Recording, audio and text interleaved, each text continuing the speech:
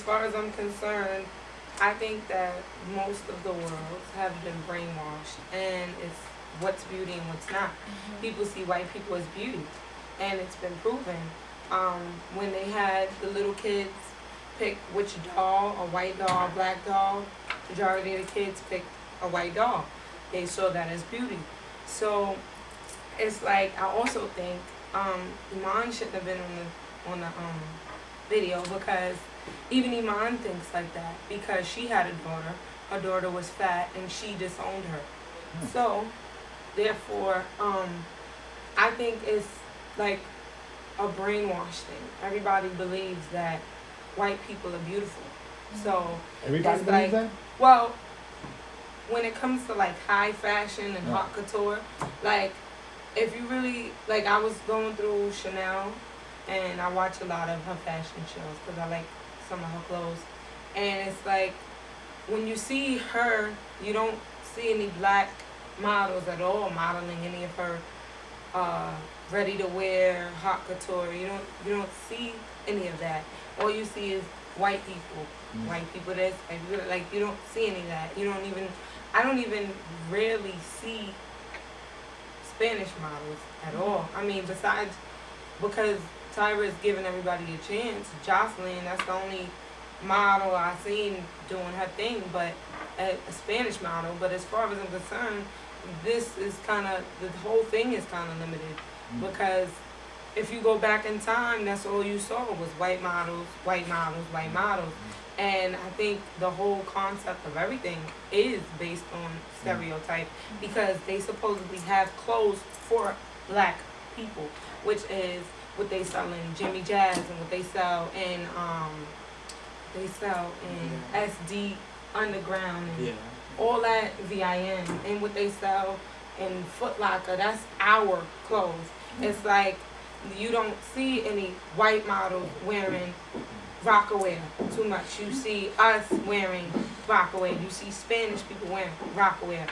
I mean, when it's coming down to haute couture and high fashion, that's the white world. It's not really, it's where white people are. That's black people. I don't think we work together. We have a mind of our own. That's why I bang with them. Like, I bang with Swedish people. They work together. But as far as anything, like, we don't work together, like, at all. Like, we're on our own different planet. We think everybody's against us, so we just do our own thing. And it's like, it's kind of upsetting that we're the only race that really is not with it. We're not with it. When I see fashion shows and stuff like around Bravo or something like that, I mostly see the garment.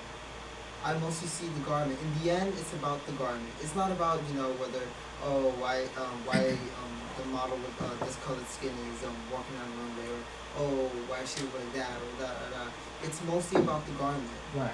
So you don't notice that at all. It doesn't bother you one way or the other. It doesn't bother me all that much. Okay. Interesting. No.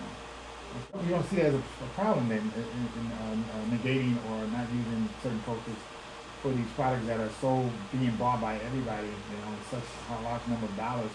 You don't see that as being exploitation in any way or negating, because when I think about it, I mean, there's beautiful people in every culture, and there's people that do represent those measurements in every culture, whether they're, black women or Spanish women, have the J.O. look, or, supposed to have a really big butt. That's understood, but there's a lot of them that don't have that.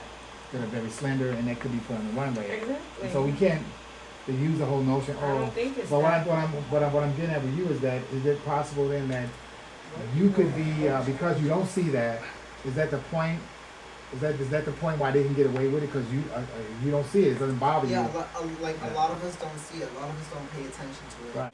As people, a lot of us want to see ourselves in the garment, so we don't really pay attention all that much. Like, I would like to see myself in that Banana Republic suit, or those trip pants, or anything like that. Okay. And then the designers came up with that rule, though. They had to come up with the rule of adding a black person in there. Like what I was talking about earlier, you have to add a black person in there. Like, it's not like something like, oh, we want to. It's like, it has to be a black person in there, so it won't be any controversy. So in other words, people are doing it because they are forced to. Yeah, it's not because they want to. I think it's a little out of our hands. Okay. How about you? It's out of our hands. Okay. Okay. Interesting. Right. And like on a runway, your model is supposed to look a certain way. So it's like most models have to kind of look alike. They can't be any different because you want the garments to go together. So in order, like, they have to be around the same size. Mm-hmm. They have to be around the same kind of look because you want to sell it to that type of customer. So in order to do that, I mean, if you have a bunch of white models who look alike, there goes your whole show. If I had my own clothing line, I would try to, like Jose said, hey, let's just be diverse. Let's try to be as diverse as possible, because we are living in a society where everybody counts. I mean, more than anything, I think I realized that we all count. And I like, let's take Judge Sotomayor, the first Hispanic Supreme Court. I'm so proud. I'm so proud for Hispanic people that they have that. I'm not Hispanic, but I can feel what that must be like. Wow, we have one of ours in there. And so I think that for me, that's what I'm all about. Like, how do we show love for each other and show, hey man, we're all important, and you matter to me because, hey, you're spending money on my product. As a fashion person, and like Louis Vuitton or these big products, they control it so much, but yet the people that buy it have little say, and it's like we just want it. We could care less about what's going on, and until we start to care about that, it's never going to change. But when you start saying, wait a minute, I want to be represented here. I'm buying millions of dollars with your product. I want you to show me you care about me too, and include me in some of those advertisements. I kind of feel that way about it. That's my own opinion. I like that. So look at all these attributes of fashion, because they are attributes of fashion, our industry. This is who we are. We are fashion people, and this is our industry. And it doesn't mean that we don't like it. It just means it's what it is. Like you said earlier, it's the way it is. But this is one of the ugly aspects of it that we don't like. But there's beautiful other aspects that we do love. But I think as long as we continue to talk about it, and people will be more conscientious of these things, and maybe there will be more talk. Wait a minute, as we become more of a fair society of people, and I think we are, as people growing toward that more fair society. It's going to take a long time.